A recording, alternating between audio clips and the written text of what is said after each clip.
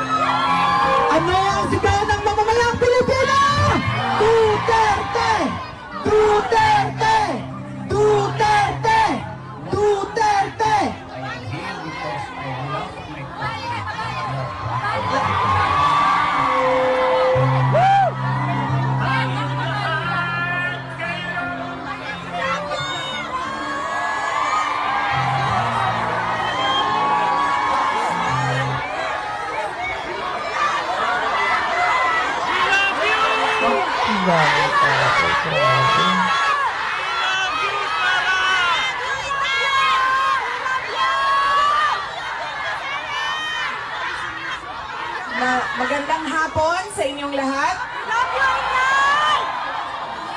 Unahin po muna natin ang ating pagpapasalamat sa Diyos dahil sa magandang araw na ito at sa safe na pagbiyahe ninyong lahat papunta dito sa The Hague, Netherlands.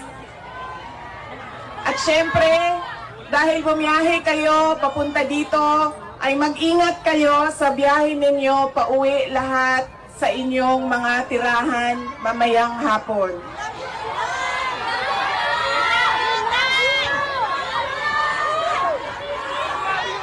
Susunod po ang pagpapasalamat ko sa Dutch Police sa kanilang pagtulong sa atin na mabuo yung programa ngayong hapon na ito at sa pagpahintulot na tayo ay magkaroon ng rally para kay Pangulong Rodrigo Duterte. Maraming salamat po sa Dutch Police and of course sa local government ng The Hague at sa Foreign Ministry ng the Netherlands. Maraming salamat sa kanila.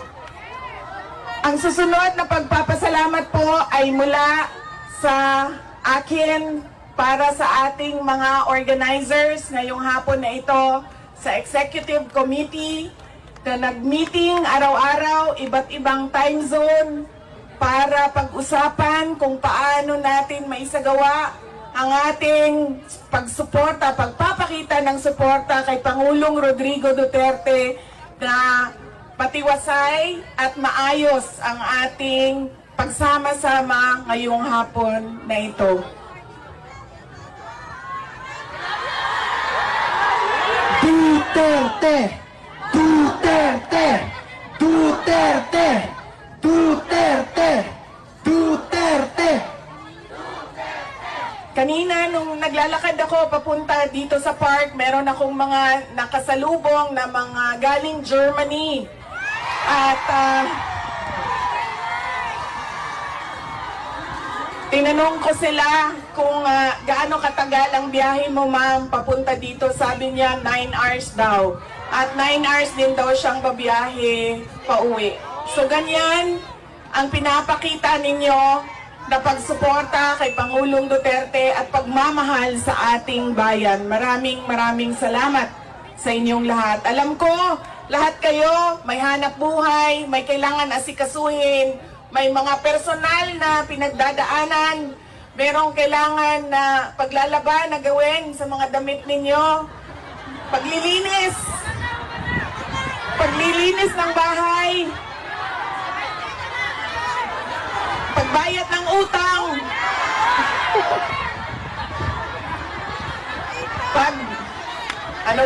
Pagtawad sa inyong mga mahal sa buhay doon sa Pilipinas, ay nandito kayo ngayong hapon na ito at ibinigay ninyo ang oras ninyo at panahon ninyo para mapag-usapan natin ang estado ng ating mahal na bayang Pilipinas. Maraming salamat po sa inyo.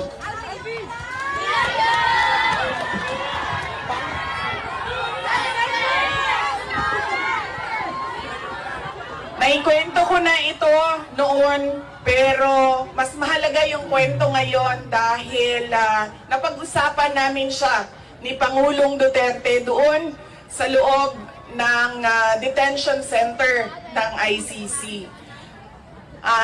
Noong ako ay bata pa, lagi sinasabi ng hindi niya yung generation ng tatay ko, 1940s, 1950s, 1960s, hindi sila yung mga magulang na tulad ngayon sa atin na ini-explain natin sa ating mga anak kung bakit natin ginagawa ang mga bagay-bagay.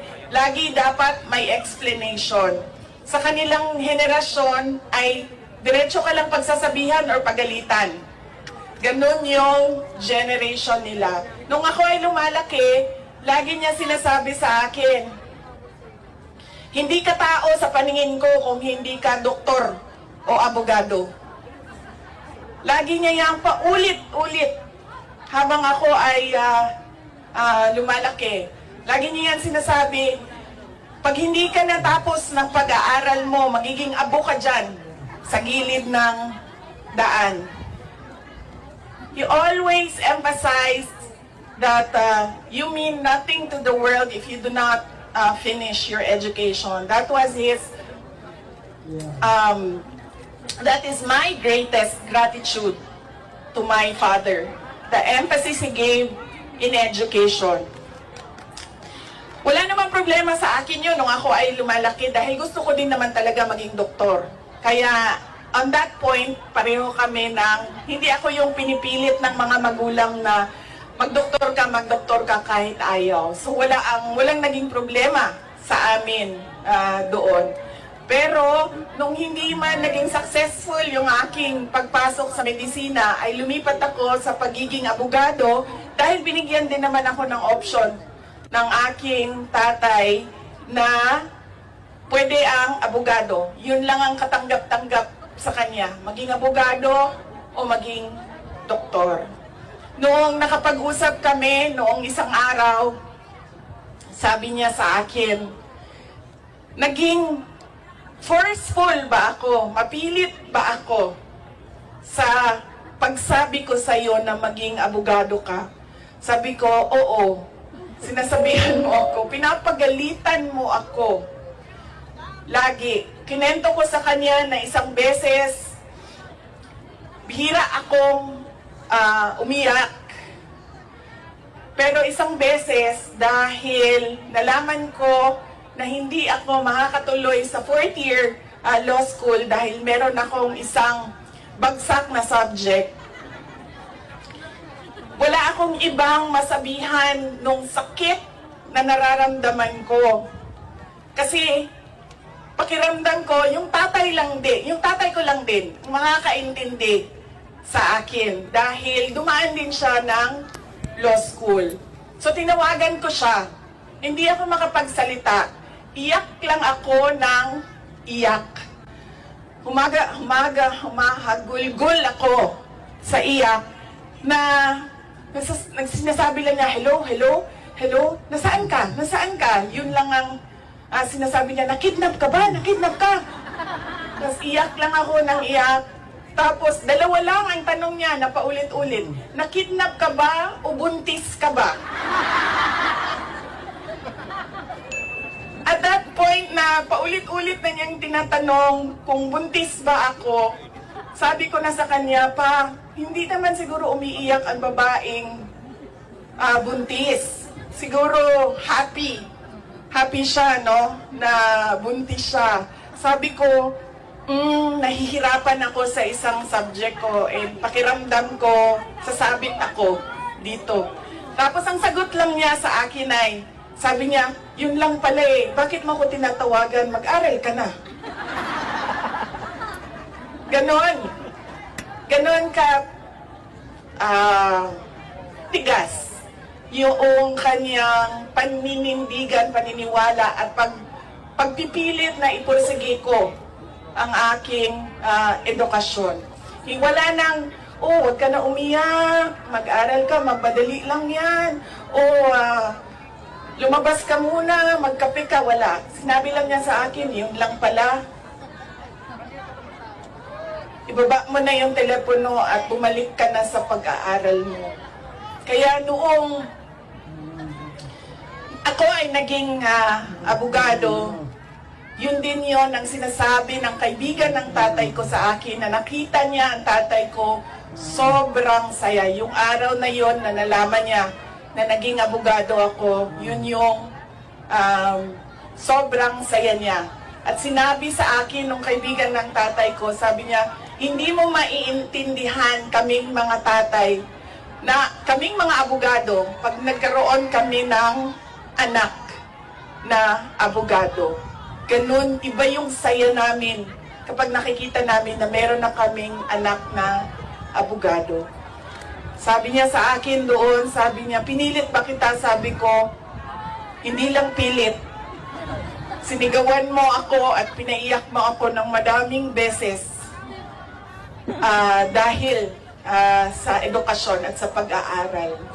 At sabi niya, di buti na lang dahil meron akong abogado ngayon na anak na inutos-utusan ko dyan. Kausapin niyang mga huwes dyan. At ngumiti siya. He smiled. And it seemed to me that it was a comfort to him that he had a daughter who is a lawyer. In fact, sabi niya,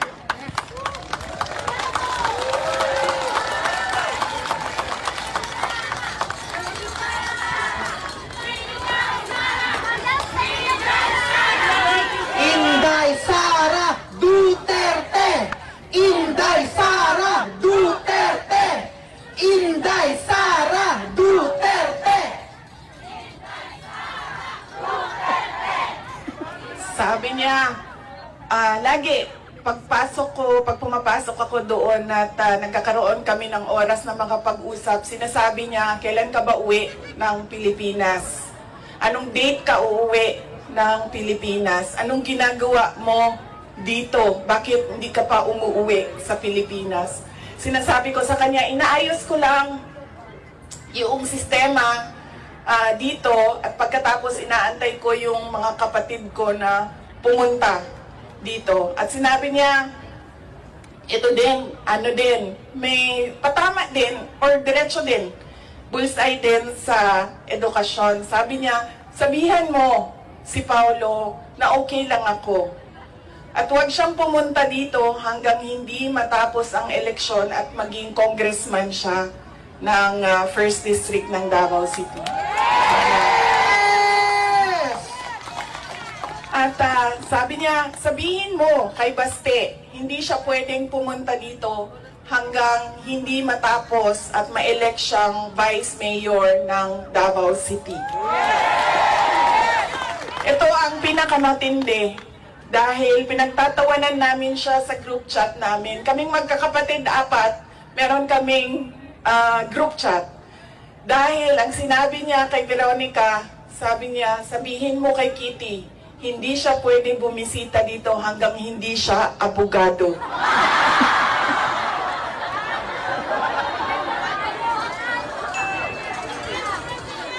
Sabi ni Kitty, grabe ang overacting ni Papa. So, ibig sabihin ba, mga 5 years. She has 5 years until she becomes a lawyer. Na meron pa akong 5 taon na bago ako makabisita. Ganon siya kahit na nandun siya sa loob, ang kanyang iniisip,